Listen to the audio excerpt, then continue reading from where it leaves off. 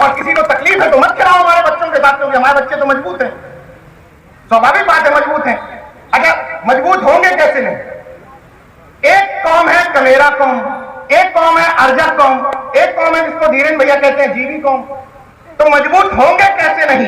ये वो कौम है जिसमें यहां बैठा हुआ कोई शख्स अगर इन तीन कौमों से आता है, अर्जक से, कमेरे से या जीवी से, वो ये नहीं कह सकता जिम्मेदारी के साथ कि एक भी ऐसा व्यक्ति होगा जो बिना मेहनत मजदूरी के खाता होगा।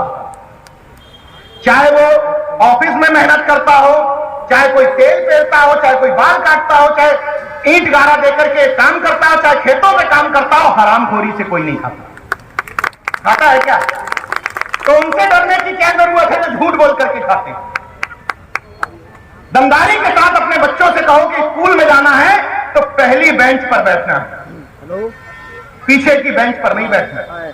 अब ये वक्त की जरूरत है, क्योंकि संविधान ने ताकत दी है कि खुलेआम इस मंच पर सार्वजनिक तौर पर ये गर्व से हम कह सकते हैं कि हाँ, हम अम्बेडकरवादी हैं, हम बहुजनवादी हैं, हम तर्कवादी हैं, और ये इजाजत संविधान ने ही दी है। अब एक दूसरी बात कि जब इन मंचों की चर्चा होती है तो आदमी कहता है कि लोग ये इकट्ठे हो गए और हमारे धर्म की आलोचना कर रहे हैं। दरअसल जो बातें हम करते हैं वो बातें करने की जरूरत हमें नहीं है, उन बातों को करने की जरूरत धर्म के ठेकेदारों को है। क्यों जरूरत है? अगर आप मानते हो, जो लोग कहते हैं, मतलब समझिएगा, सारे उच्च पदों पर कट्टर हिंदू बैठने के बावजूद भी कहा जाता है कि हिंदू खतरे में है, कहा जाता है ना। तो जिन लोगों को लगता है कि खतरे में है, उन लोगों को काम भी तो करना चाहिए। जैसे एक कॉमेडियन बाबा ने कहा कि हम हिंदू ग्राम बसाएंगे, एक मस्खरा बाबा है, उसने कहा कि हम हिंदू ग्राम बसाएंगे।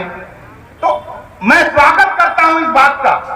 अगर वो बाबा कहता कि हम उन समाज में हाशिए पर पढ़े हुए हिंदू समाजों को इस गांव में बताएंगे जिनको ये लोग गांव में इज्जत नहीं देते हैं, मैं स्वागत करता इस फैसले।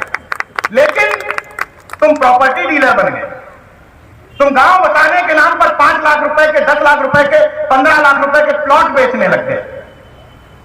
तो ये किस तरीके का हिंदू ग्राम है?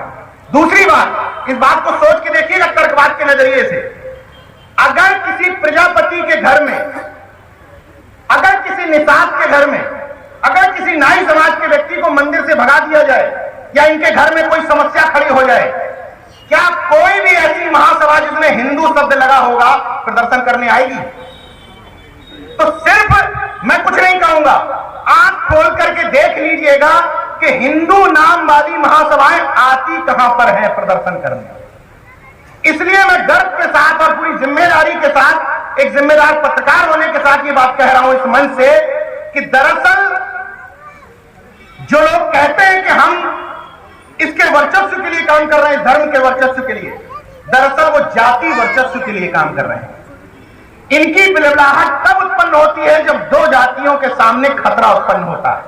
वरना मुझे पूरे देश में कोई उदाहरण बता दे कि किसी वाल्मीकि समाज की बेटी के साथ रेप हुआ हो और हिंदू नाम की कोई महासभा सड़क पर उतर आई। उतरी है क्या? नहीं उतरी ना। तो जब सारी चीजें क्लियर हैं, तो जब जान ही गए हो तो मानते क्यों नहीं? मानते इसलिए नहीं है कि पूछो कौन कौन बाबा साहब को जानता है? कौन कौन जानता है बाबा साहब? यहां हाथ उठाइए, बाबा साहब को जानता कौन कौन है? सब जानते हैं। जब पूछो बाबा साहब को मानता कौन कौन है? तो अगर मानते हो, महिलाओं ने हाथ ज्यादा उठाया, पहले उठाए। अगर मानती है तो अपने घर में टॉप अप रिचार्ज करना बंद कर दो।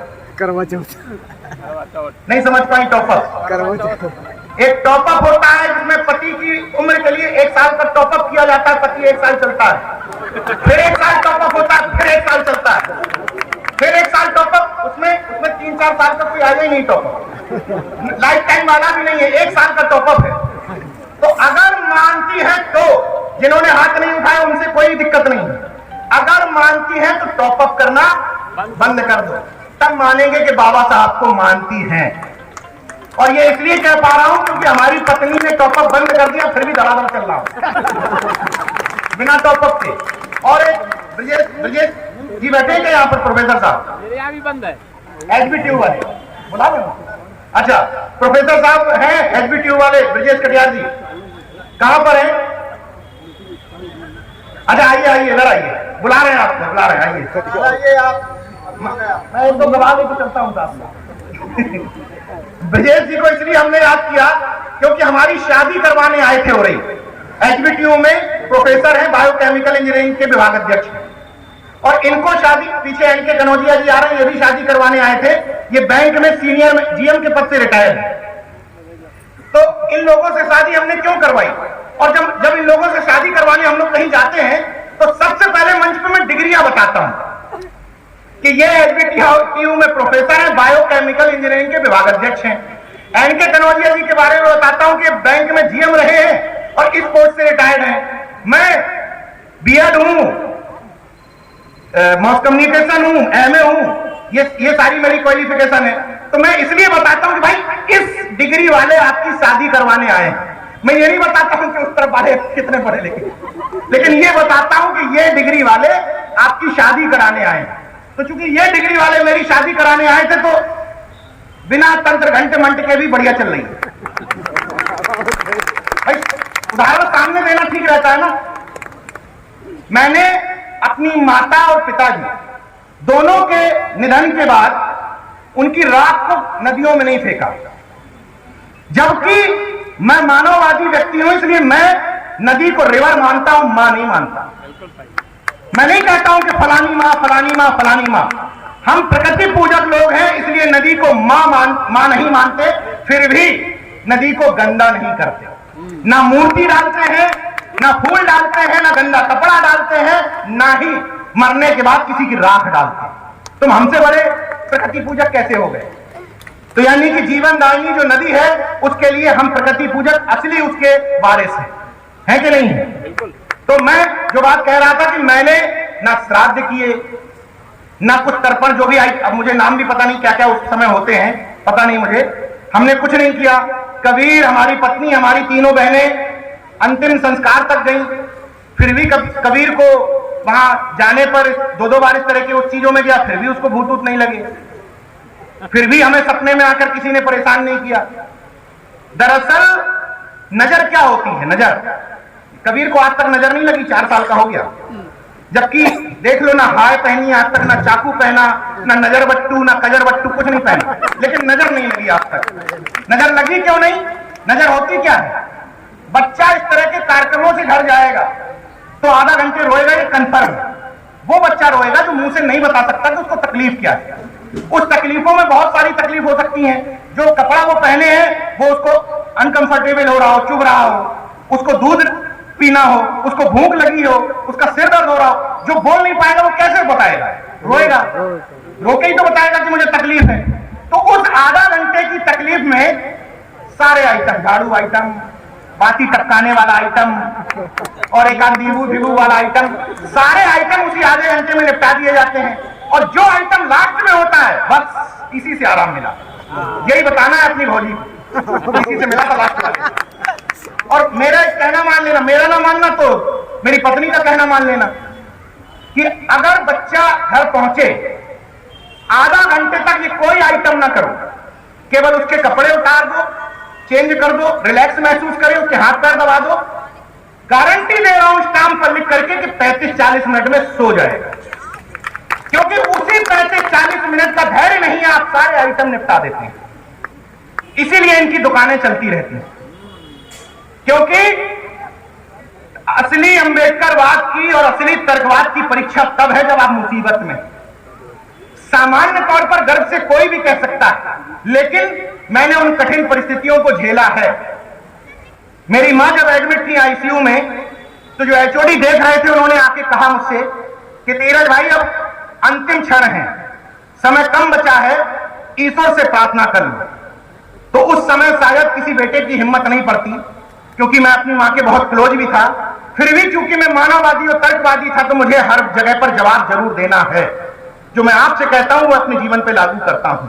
तो मैंने HOD साहब से कहा कि सर अगर इन पर इतना ही भरोसा होता तो पीजीआई में एडमिट करवाने क्यों आता, वहीं उरई में एडमिट नहीं करवा देते।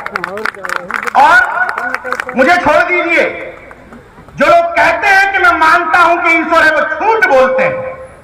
अगर मानते हो कि फलाना ज्ञान की देवी है तो बच्चों का एडमिशन बगल के किसी प्राइमरी स्कूल में करवा दे, मैं मान लूंगा कि वो मानते हैं ज्ञान की देवी।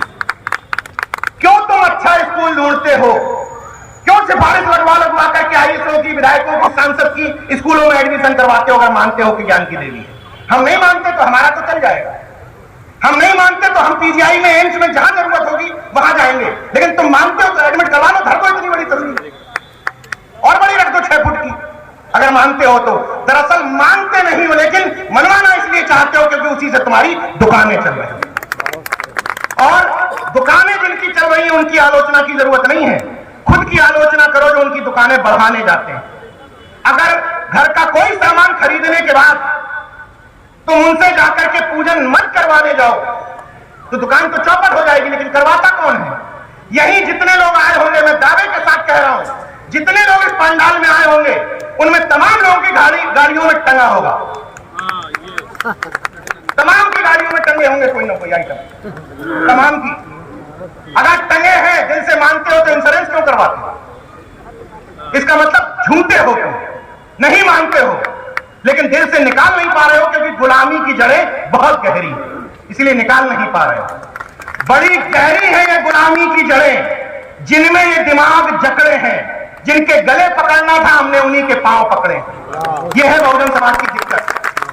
तो आज के बाद अगर अपने आप को देखिए, ये बात बिल्कुल सही है कि ये जरूरी नहीं कि मेरी पत्नी, मेरा बेटा मेरे जैसा हो गया तो हर कोई कर ले, ये जरूरी नहीं भाई।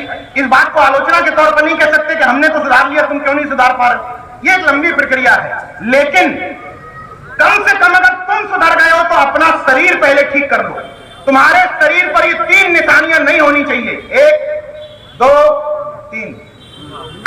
अगर तुम सुधर गए हो तो तब तुम्हारे परिवार और घर पे आएंगे। एक चीज, तुम्हारी गाड़ी में कुछ भी टंगा नहीं होना चाहिए अगर सुधर गए हो तो।